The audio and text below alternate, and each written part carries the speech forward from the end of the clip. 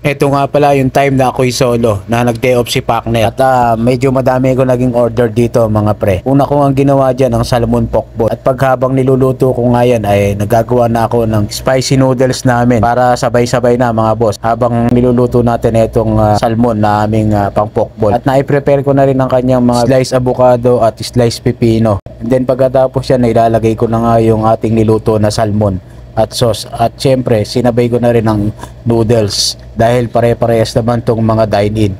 At meron na nga pala ako ditong manager, buti na lang tinulungan niya ako, siya na rin ang nag-serve na to habang ginagawa ko ang aming mga order mga boss.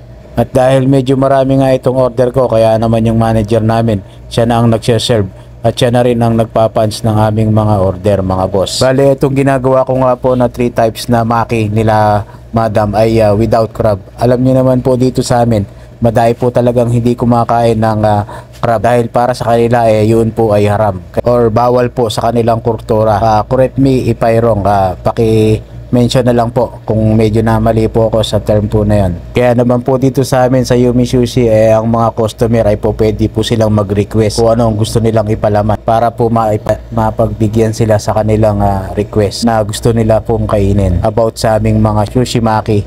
At kaya nga po kami walang mga sashimi dahil wala naman po kasing na-order sa amin nun. Bihirang-bihira po talaga. Yun talagang mga sanay na lang pong kumain ng sushi ang umu-order sa amin nun. Tulad ng nagpa-catering na naghahanap sa amin ng sashimi.